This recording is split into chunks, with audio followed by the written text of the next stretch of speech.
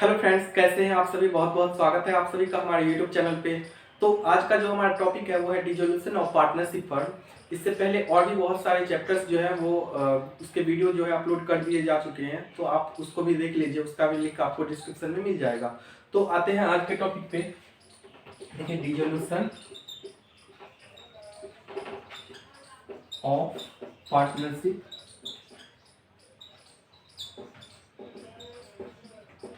Partnership firm. Dissolution of partnership firm का मतलब क्या होता है? साझेदारी फर्म का विघटन। विघटन का मतलब साझेदारी फर्म का समाप्त हो जाना या खत्म हो जाना। ये देखिए, डिसोल्यूशन जो है ये वॉलंटरी भी हो सकता है या कंपलसरी भी हो सकता है।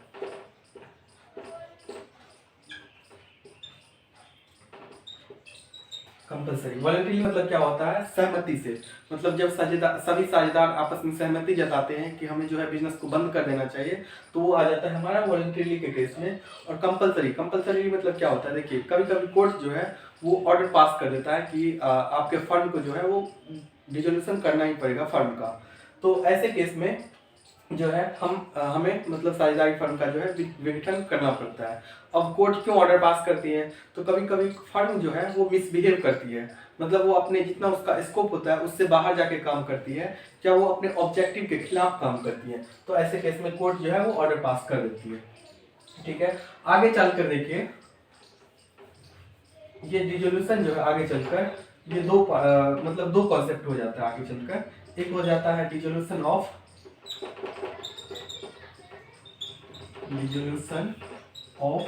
पार्टनरशिप, और दूसरा हो जाता है डिसोल्यूशन ऑफ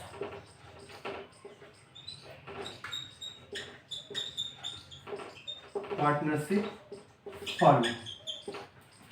देखिए, डिसोल्यूशन ऑफ पार्टनरशिप और डिसोल्यूशन ऑफ पार्टनरशिप फर्म का मेन डिफरेंस जो है वो है, इसमें जो है डिसोल्यूशन ऑफ पार्टनरशिप में फर्म जो है वो कंटिन्यू होता रहता है, मतलब बिजनेस जो है वो चलता रहता है। ठीक है, वही डिसोल्यूशन ऑफ पार्टनरशिप फर्म में क्या होता है? फर्म जो है मतलब बिजनेस जो है वो समाप्त हो जाता है, फर्म चलता नहीं रहता है। ठीक है, और दूसरा आप ये भी बोल सकते हैं कि इसमें जो है वो मतलब कोर्ट का जो है कोई इंटरफेयर नहीं होता है। डिसोल्यूशन ऑफ पार्टनरशिप में कोर्ट जो है कोई इंटरफेयर नहीं कर सकती है नॉर्मली। ठीक है, और इसमें जो है डिसोल्यूशन ऑफ पार्टनरशिप फंड में कोर्ट का जो है इंटरफेयर हो सकता है, ऐसे में कर सकते हैं। ये कब होता है? देखिए, जब न्यू पार्टनर्स आ जाता है या कोई पार्टनर्स चला जाता है। जैसे एग्जांपल के लिए आपके सिलेबस में दिया हुआ है एडमिशन ऑफ पार्टनर्स और रिटायरमेंट ऑफ पार्टनर या डेथ ऑफ पार्टनर्स। तो वो ये जो सारे केस हैं उसमें क्या करना पड़ता है? जब ये एडमिशन होता है किसी पार्टनर्स का या कोई पार्टनर्स चला जाता है या उनकी डेथ हो जाती है, तब क्या होता है? हमें जो पार्टनर्स एग्रीमेंट होता है, पार्टनरशिप डीड होता है, उसको क्या करना पड़ता है? अपडेट करना पड़ता है। जैसे कोई साझेदार आता है तो उनको भी हमें प्रॉफिट में शेयर देना पड़ता है। तो हम जब पार्टनरशिप डीड को क्या करते हैं? अपडेट करते हैं, उसको मतलब ऑल्टर करते हैं। तो ऐसे केस में ये हमारा इस केस में आ जाता है, मतलब फंड चलता रहता है, बिजनेस चलता रहता है, सिर्फ क्या होता है पुराने जो पार्टनरशिप डीड थे वो उसका डिसोल्यूशन हो जाता है। ठीक है, वही इसमें क्या होता है, मतलब कब होता है ये? जब जैसे मान लीजिए कोई पार्टनर्स जो है वो बैंकरप्ट हो जाता है, तो ऐसे केस में हम क्या करते हैं? डिसोल्यूशन ऑफ पार्टनरशिप फंड करते हैं। ठीक है, अब आते हैं डिसोल्यूशन ऑफ पार्टनरशिप फंड में होता क्या है। देखिए, मान लीजिए आप कोई बिजनेस कर रहे हैं, तो आप क्या करेंगे? सबसे पहले आपका बिजनेस बंद हो गया, ठीक है, अब वो चल नहीं सकती, तो आप क्या करोगे उसको? सबसे पहले उसमें आप ये देखोगे कि जितने भी आपके फंड में जितने भी एसेट्स हैं, जो भी लाइबिलिटीज हैं, उसको आप क्या करोगे? सेटअप करोगे। एग्जाम्पल के लिए मेरे पास जो है बिल्डिंग है, लैंड एंड बिल्डिंग है, प्लांट एंड मशीनरी है, या आप मान लीजिए कोई फर्नीचर वगैरह है। हम सबसे पहले क्या करेंगे? उसको बेचेंगे। उससे जो पैसे आएंगे हमारे पास, हम उससे क्या करेंगे? लाइबिलिटीज का पेमेंट करेंगे। ठीक है, तो यही एसेट्स और लाइबिलिटीज मतलब जो भी हमारे पास बचता है उसको सेटअप करने के लिए क्या बनाते हैं हम? देखिए, सबसे पहले हम बनाते हैं रियलाइजेशन अकाउंट। रियलाइजेशन अकाउंट, इसमें क्या होता है? जितने भी हमारे पास एसेट्स होते हैं और लाइबिलिटीज होते हैं, हम उनको क्या करते हैं? सेटअप करते हैं।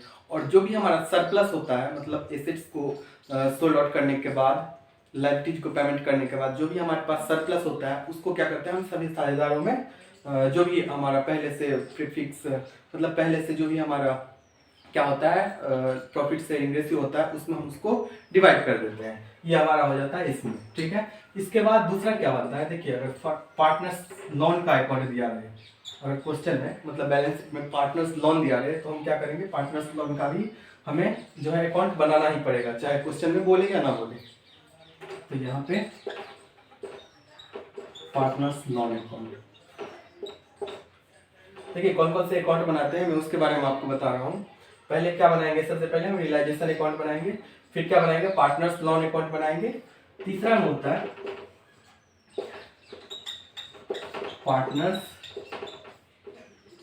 Capital account. अभी हम इसको समझेंगे, एक बैलेंस शीट लेकर मैं आपको समझाऊंगा कि क्या कैसे जाता है, किसमें जाता है।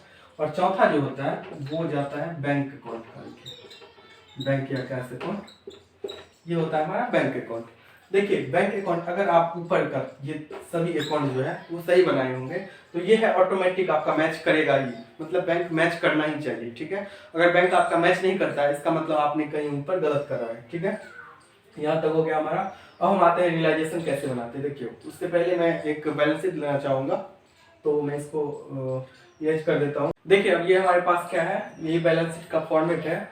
अब सबसे पहले इसमें क्या है, देखिए सन्नी एसेट्स आता है, जैसे प्लांट एंड मशीनरी है, फर्नीचर है, उसके बाद लैंड एंड बिल्डिंग है, गुडविल है, डेटर्स है, डेटर्स में से प्रोविजन फॉर डॉटफुल डेट्स जो है वो माइनस है, उसके बाद अमाउंट जो है वो बाहर किया हुआ है, ठीक है। उसके बाद स्टॉक है, कैश एंड बैंक है, उसके बाद प्रॉफिट एंड लॉस का अगर डेबिट बैलेंस होता है वो यहाँ पे आपको देखने को मिल जाता है कभी कभी। और उसके बाद पार्टनर्स कैपिटल अगर डेबिट है तो वो, और यहाँ पे पार्टनर्स करंट अकाउंट भी आ सकता है अगर डेबिट वाला हो तो, ठीक है। लाइबिलिटी साइड में क्या आता है कि सिंडिकेटर्स आता है, बैंक लोन आता है, अगर कोई पार्टनर्स का लोन है वो आता है। यहाँ पे मान के चल रहा हूँ मैं एबीसी पार्टनर्स है। उसके बाद यहाँ पे देखिए रिजर्व जो भी होता है, फंड के पास जो भी रिजर्व पड़े होते हैं वो लाइबिलिटीज में आपको देखने को मिलता है। उसके बाद पार्टनर्स कैपिटल है, ठीक है। अब इससे हम क्या करेंगे, रियलाइजेशन अकाउंट बनाएंगे। देखिए realisation account,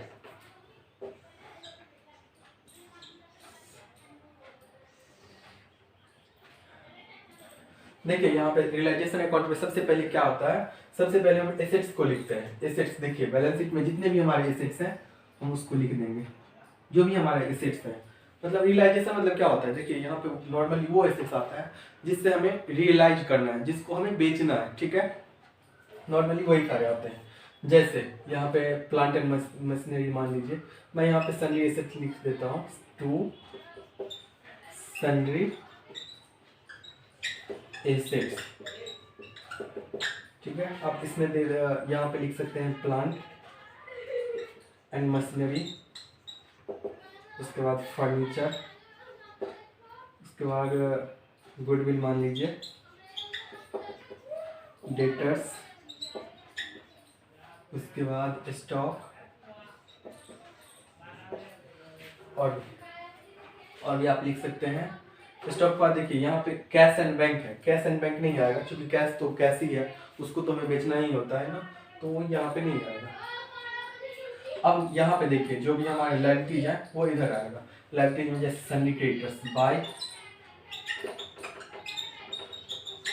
sundry creditors, bank loan,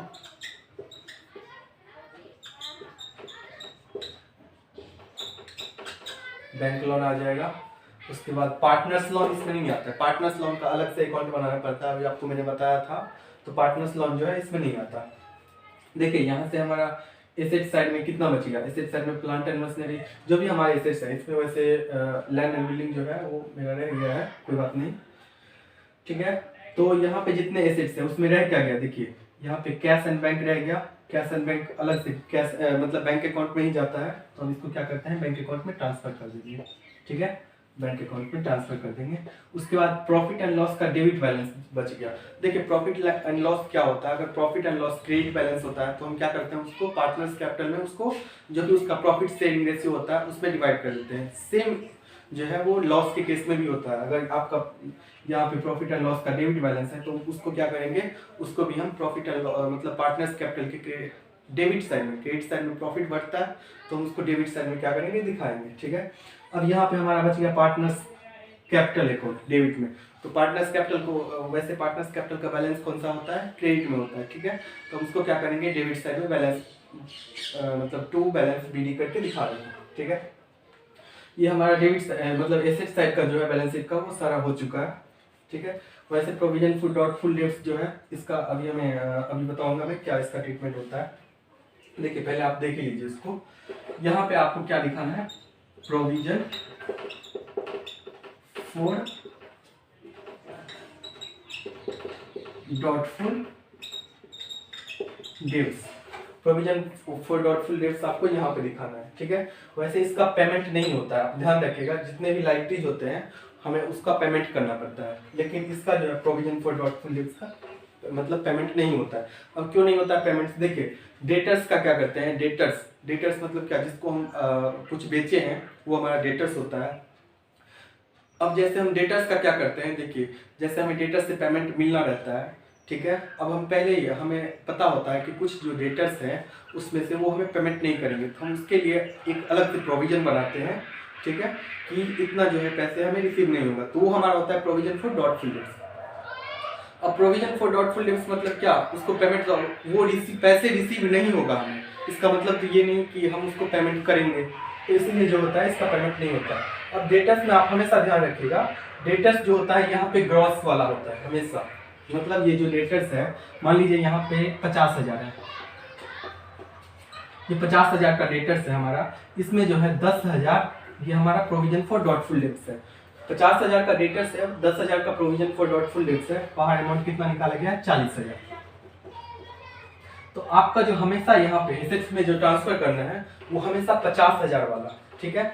और यहाँ पे जितने भी सन्नी एसेट्स हैं वो सारे आपको बुक वैल्यू पे ही ट्रांसफर करना है, लेकिन डेटर्स में आपको ये ग्रॉस वाला हमेशा आप क्या करना है, ग्रॉस वाला अमाउंट ही यहाँ पे देना है, ठीक है, ग्रॉस वाला लेंगे। और प्रोविजन फॉर डॉटफुल डेट्स में आप यहाँ पे 10,000 दिखाएंगे, लेकिन जब इसका आप पेमेंट करेंगे, जब आप इसका मतलब लाइबिलिटी का पेमेंट करेंगे तो उस पेमेंट में आप प्रोविजन फॉर डॉटफुल डेट्स को नहीं दिखाएंगे, ये हमेशा आप ध्यान रखिएगा, ठीक है। अब ये हमारा हो गया, हमने क्या किया, सभी एसेट्स को लिख लिया, उसके बाद जितने भी हमारे पास लायबिलिटीज थे हम उसको लिख लिए। जैसे देखिए ये हमारा सिंडिकेटर्स हो गया, बैंक लोन हो गया, इसका जो है अलग से लोन अकाउंट बनेगा, इसको हम इसमें नहीं दिखाएंगे। उसके बाद रिजर्व फंड बचता है। रिजर्व फंड का क्या होता है, देखिए रिजर्व फंड का क्या करते हैं, जैसे जब हम पार्टनर्स कैपिटल बनाते हैं तो जो भी हमारे पास रिजर्व होता है, जैसे जनरल रिजर्व होता है, ठीक है, हम उसको क्या करते हैं, हम पार्टनर्स कैपिटल के क्रेडिट साइड में उसको दिखा देते हैं, ठीक है। अब देखिए एक ना जैसे ईपीएफ का अकाउंट आता है, इम्प्लॉय प्रोविडेंट फंड, तो वो भी हमारे लायबिलिटी होता है, हम उसको भी क्या करते हैं, वो आपको बार बार क्वेश्चन मिल सकता है, हम यहाँ पे ईपीएफ दिखाएंगे और उसका पेमेंट भी हम डेबिट साइड में करेंगे, ठीक है। ये हमारे पास हो गया, यहाँ तक एसेट्स को हमने लिख लिया, उसके बाद लायबिलिटीज को लिख लिया। अब क्या होता है, देखिए अब क्या करेंगे हम, हमारा जो भी एसेट्स है हम उसको बेचेंगे, उससे हमें पैसे होगा, तो हम अगर बेचेंगे तो यहाँ पे क्या लिखेंगे, बाय बैंक अकाउंट, ठीक है, बैंक में हमारा पैसा आएगा। अब जो भी एसेट्स जैसे बिकेगा आप यहाँ पे लिखिए, जैसे plant and machinery, plant and machinery मान लीजिए ये 20,000 बेचा गया, तो आप क्या करेंगे, यहाँ पे 20,000 लिखेंगे, आप इंडिविजुअली एसेट्स को दिखाएंगे यहाँ पे, और आपको यहाँ पे लिखना होगा, फिर जो भी जितना अमाउंट आएगा इसका वो बाहर करना पड़ेगा आपको, ठीक है। तो आप मतलब कोई एसेट्स हमारा बिकता है तो हम उसको किस में दिखाएंगे, बाय बैंक अकाउंट में दिखाएंगे। यही अगर एसेट्स जो है कोई पार्टनर्स ले लेता है, अब ऐसा भी तो हो सकता है जैसे फंड के पास कोई बाइक है, वो किसी पार्टनर्स को पसंद आएगा, वो पार्टनर्स क्या है, वो बोलेगा कि आप बाइक मुझे दे दो, ठीक है। तो अब अगर वो पार्टनर्स कोई एसेट्स ले लेता है तो हम क्या करेंगे, उस पार्टनर्स के नेम को यहाँ पे लिख देंगे। जैसे मान लीजिए ए है, ए क्या करेगा, किसी एसेट्स को ले लिया, फंड के किसी एसेट्स को ले लिया, ठीक है, तो हम यहाँ पे बाय एज कैपिटल के नाम से दिखाएंगे, ठीक है। अब यहाँ पे मैं एक ही एसेट्स लिखा हूँ, अब ऐसा इसका मतलब ये नहीं है कि एक ही एसेट्स उनके पास जो है वो बिका होगा, ठीक है, आप और भी एसेट्स लिख सकते हैं। देखिए यहाँ पे ये भी आता है एसेट्स के नाम पे, जैसे मान लीजिए कोई ऐसा एसेट्स है जिसके बारे में कुछ पूरे मतलब क्वेश्चन में लिखा ही नहीं है, मतलब वो बेचा गया है, रियलाइज हुआ, ऐसा कुछ लिखा ही नहीं है, तो आप इसको नोट बना के लिख लीजिए कि ऐसी स्थिति में हम क्या करेंगे, मतलब उस एसेट्स का जो एनआरवी है, मतलब रियलाइजेबल वैल्यू है, हम उसको क्या करेंगे, जीरो मान लेंगे। जैसे ये क्वेश्चन में सभी का बैलेंस दिया हुआ है। अब क्वेश्चन में आगे नीचे में जैसे जहाँ पे सोल्ड लिखा रहता है कि हमने एसेट से हमें इतना इतना रियलाइज हुआ, उसमें मान लीजिए इस फर्नीचर का कहीं पे नाम है ही नहीं, तो हम फर्नीचर का क्या समझेंगे, हम ये एज्यूम करके चलेंगे कि फर्नीचर जो है मतलब उसका वैल्यू जो है वो 0 है, ठीक है। ऐसे ही लाइबिलिटीज के केस में अगर हो सकता है कि वो लाइबिलिटीज के पेमेंट के बारे में लिखा ही ना हो, ठीक है, तो हम लाइबिलिटीज के केस में हमेशा क्या मानेंगे कि उसका जो मतलब पेमेंट हुआ है उसको बुक वैल्यू पे हुआ है, ठीक है। याद रखिएगा, एसेट्स के बारे में एसेट्स का कुछ नहीं दिया हो तो हम मानेंगे उसका एनआरबी है जो वो 0 है, ठीक है। और लाइबिलिटीज के बारे में हम ये मानेंगे कि उसको बुक वैल्यू पे ही पेमेंट हुआ होगा। ये आपको याद रखने वाली बातें हैं। अब एक और है यहाँ पे, मान लीजिए कोई हमारा क्रेडिटर्स है, वो किसी एसेट्स को ले लेता है, ठीक है। तो ये इन एक्सचेंज ऑफ एसेट्स, मतलब कोई क्रेडिटर्स है वो एसेट्स को ले लेता है, तो उसका कोई भी एंट्री नहीं होगा पास, ठीक है, वो हम कहीं भी नहीं दिखाएंगे। अब आते हैं हम जैसे लाइबिलिटीज का पेमेंट करते हैं, जैसे ये सन्नी क्रेडिटर्स है, ठीक है, बैंक लोन है, ईपीएफ है, तो हम इस सबको क्या करेंगे, बैंक के थ्रू पेमेंट कर देंगे टू बैंक। ये क्या होगा हमारा क्रेडिटर्स, यहाँ पे आप अलग अलग दिखा सकते हैं, क्रेडिटर्स या बैंक लोन।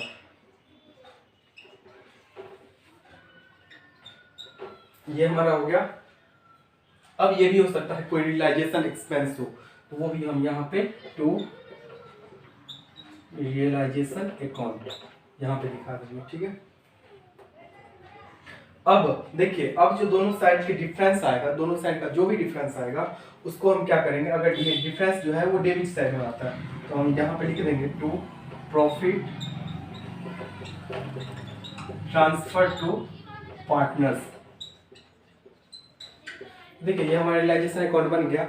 अब इन दोनों के बीच का अगर कोई डिफरेंस होता है, अगर वो डिफरेंस जो है वो डेबिट साइड में आता है, तो हम क्या लिखेंगे, to profit transfer to partners. Partners capital आप लिख दीजिएगा।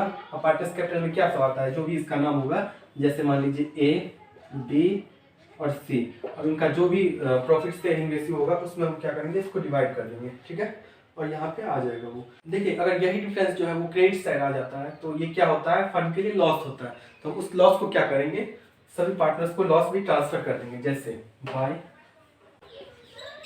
लॉस ट्रांसफर टू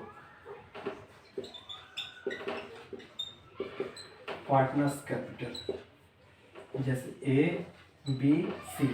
लॉस भी हम उसी मतलब रेशियो में डिवाइड करेंगे। इसके बाद जो है वो आप इसको स्टेप वाइज भी कर सकते हैं। इसमें 5 स्टेप नॉर्मली होता है।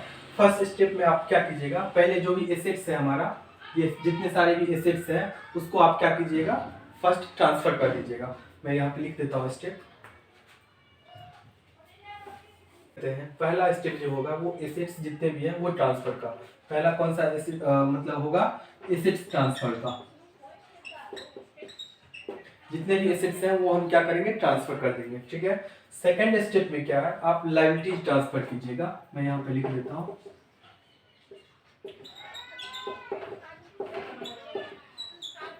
लायबिलिटीज ट्रांसफर का, ठीक है। पहला स्टेप में एसेट्स ट्रांसफर कीजिएगा, दूसरे में लायबिलिटीज ट्रांसफर कीजिएगा, तीसरा जो होगा वो एसेट्स रियलाइज होगा।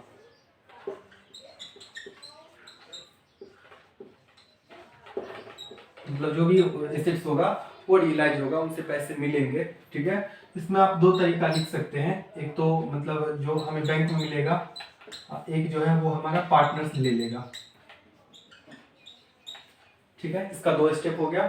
3 हमारे पास स्टेप हो गए, ठीक है। पहला क्या, एसेट्स ट्रांसफर का, दूसरा लायबिलिटीज ट्रांसफर का, तीसरा क्या हो गया हमारा एसेट्स जो है रियलाइज हो गया, ठीक है। इसमें भी आगे जाके 2 कंडीशन है, पहला तो बैंक में रिसीव होता है वो, और दूसरा जो पार्टनर्स एसेट्स टेक ओवर कर लेता है, ठीक है।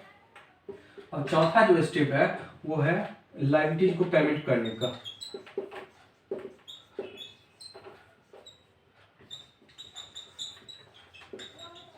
लायबिलिटीज को पेमेंट करने का।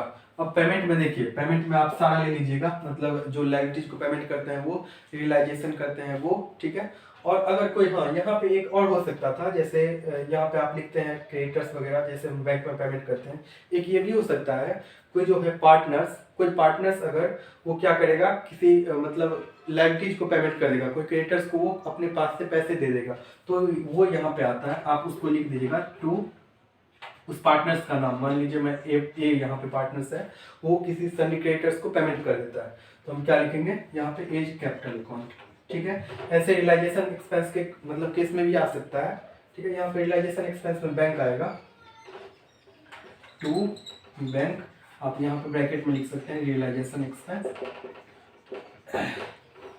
ठीक है, अगर कोई पार्टनर्स जो है वो रियलाइजेशन एक्सपेंस पे कर देता है तो उस पार्टनर्स का नाम आएगा। ठीक है, आप याद रखिएगा इसको। अब देखिए रियलाइजेशन पेमेंट, लाइबिलिटीज का पेमेंट जो है वो हो गया। यहाँ पे आप 2-3 कंडीशन ऐसे कर सकते हैं, बना सकते हैं। एक तो जो हम मतलब बैंक में पेमेंट करते हैं, बैंक के थ्रू करते हैं वो, दूसरा जो अगर कोई पार्टनर्स कर देता है किसी लाइबिलिटीज को पेमेंट वो, और तीसरा क्या होता है अगर कोई रियलाइजेशन एक्सपेंस को पे करते हैं। ठीक है, 4 स्टेप हो गए यहाँ पे। पांचवा जो होता है अगर कोई दोनों के बीच में डिफरेंस आता है, मतलब डेबिट साइड और क्रेडिट साइड के बीच में अगर कोई डिफरेंस आता है तो हम उसको क्या करते हैं, उसको जो है वो अगर वो डेबिट साइड का डिफरेंस है तो हम क्या करेंगे, वो प्रॉफिट होगा, प्रॉफिट हम ट्रांसफर कर देंगे किस कहाँ पे, पार्टनर्स कैपिटल में। ठीक है, प्रॉफिट होगा तो वो क्रेडिट साइड में जाएगा और अगर लॉस होगा तो वो डेबिट साइड में जाएगा। ठीक है, तो यहाँ पे आप क्या करेंगे, प्रॉफिट ट्रांसफर टू